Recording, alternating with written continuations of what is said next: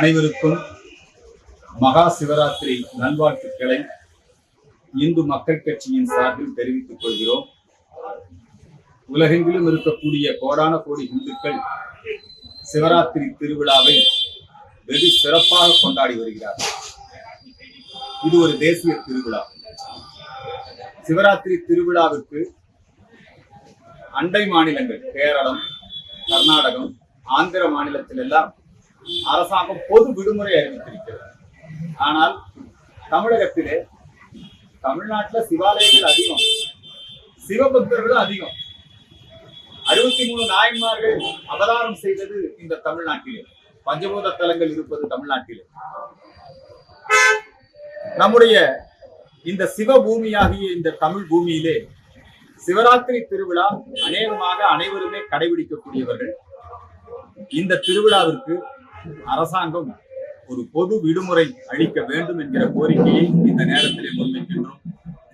இந்த சிவராத்திரி திருவிழாவை உலகமே போற்றுகின்ற வண்ணம், இந்த உலகத்திலேயே நடக்கக்கூடிய மிகப்பெரிய சிவராத்திரி திருவிழா நம்முடைய ஈசா யோக மையத்திலே சத்குரு ஜக்கி வாசுதேவ் அவர்கள் மூலம் நடத்தப்படக்கூடிய அந்த சிவராத்திரி திருவிழா ஆதியோகியனுடைய சிலையின் முன்பாக, தியான லிங்கத்தின் முன்பாக ஒரு நாள் முழுவதுமே சிவபூஜை சம்பந்தமான நிகழ்ச்சிகள், அற்புதமான சத்சங்கங்கள், நல்ல பக்தி இன்னிசை நிகழ்ச்சிகள் எல்லாம் ஒரு நாள் முழுவதும் நடைபெறும். வெளிநாடுகளில் இருந்தெல்லாம் இந்த சிவபூஜை திருவிழாவை காண்பதற்கு ஈசா யோக மையத்திற்கு வருகை தருவார்கள். லட்சக்கணக்கான சிவபக்தர்கள் ஒன்று கூடக்கூடிய உலகின் மிகப்பெரிய சிவராத்திரி திருவிழா எந்த விதமான அசம்பாவிதமும் இன்றி தொடர்ந்து வெற்றிகரமாக நடைபெற்று வருகிறது. இந்த சிவராத்திரி திருவிழாவை சீர்குலைக்க வேண்டும் என்கின்ற எண்ணத்தோடு கம்யூனிஸ்டுகளும் திராவிடர் கழகத்தைச் சேர்ந்தவர்களும் தொடர்ந்து ஈசா யோக மையம் குறித்து அவதூறு பரப்பி வருகிறார்கள். ஈசா யோக மையத்தின் சார்பிலே தமிழ்நாடு முழுக்க இந்து மயானங்களை பராமரித்து வருகிறார்கள். வெகு சிறப்பாக இந்து மயானங்கள் ஈசா யோக மையத்தின் மூலமாக பராமரிக்கப்பட்டு வருகிறது. போலுவாம்பட்டி மற்றும் அந்த பகுதியிலே இருக்கக்கூடிய மலைவாழ் மக்கள், அனைத்து தரப்பு மக்களும் பயன்பெறக்கூடிய வகையிலே ஈசா யோக மையத்திற்கு அருகாமையிலே ஒரு மயானம் உருவாக்கப்பட்டிருக்கிறது. காசியிலே அங்கே நாம் இறுதி கடனை செலுத்தினால் என்ன புண்ணியம் பெறுவோமோ அதே போல அத்தகைய ஒரு புண்ணியத்தை இங்கே பெற முடியும். ஆனால் வேண்டுமென்றே உள்நோக்கத்தோடு இந்த கிறிஸ்தவ காருண்யா நிறுவனம் தூண்டிவிட்டு கம்யூனிஸ்டுகள், அதே போல திராவிட கழகத்தை சார்ந்தவர்கள் அந்த மயானம் அங்கே அமைவதை எதிர்த்து நீதிமன்றத்திற்கு சென்றார்கள். ஈசா பற்றி பல்வேறு விதமான அவதூறுகளை பரப்பிக்கொண்டே இருக்கிறார். அவர் பெண்களை மயக்கி விட்டார், பெண்களுக்கு மொட்டை அடித்து விட்டார்.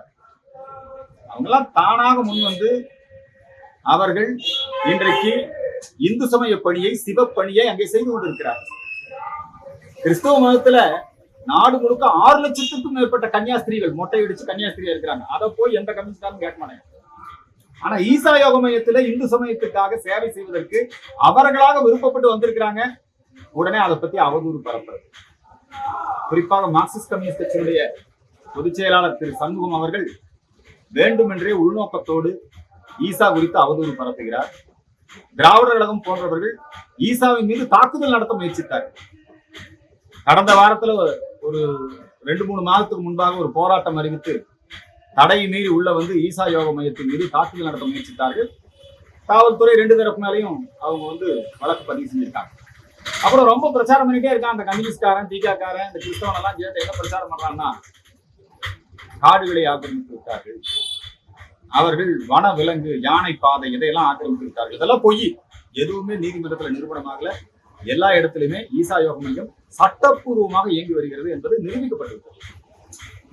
ஈசா யோக மையம் மூலமாக பசுமை கரங்கள் திட்டம் நாடு முழுக்க கோடிக்கணக்கான மரங்கள் நடைபெற்றது. அந்த பசுமை கரங்கள் திட்டத்தை துவக்கி வைத்ததே ஐயா கலைஞர் மு கருணாநிதி அவர்கள் தான்.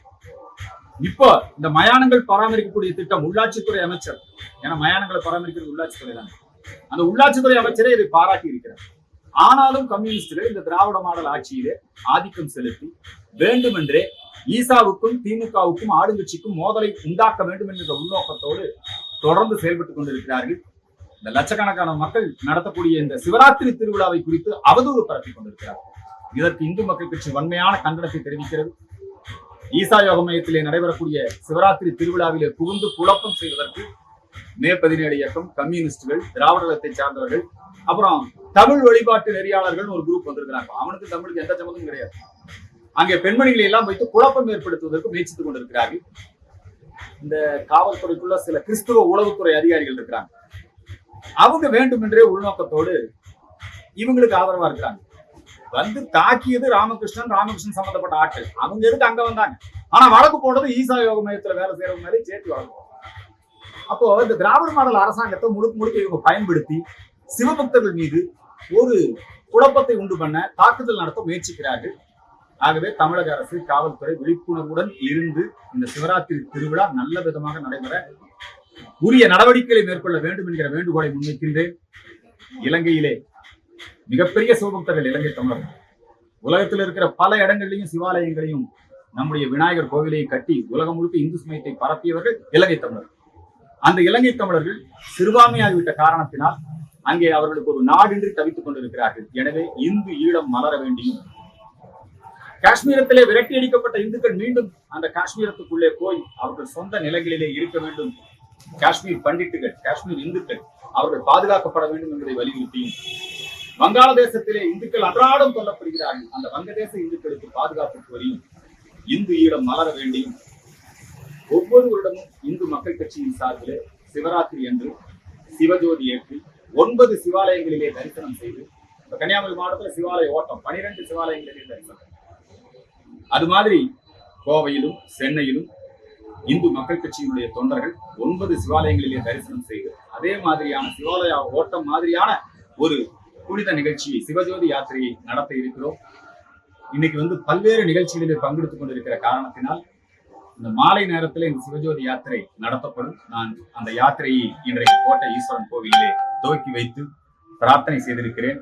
இந்த கோரிக்கைகளை அரசாங்கத்திற்கும் மக்கள் மத்தியிலும் இந்த கோரிக்கைகளை முன்வைக்கின்றேன். எல்லாவற்றிற்கும் மேலாக தேவாதி தேவன் மகாதேவன் எம்பெருமான் சிவபெருமானுடைய திருவடியிலே நான் என்னுடைய கோரிக்கைகளை, விண்ணப்பத்தை முன்வைக்கின்றேன். சம்போ மகாதேவா, மகா சிவராத்திரி வாழ்க.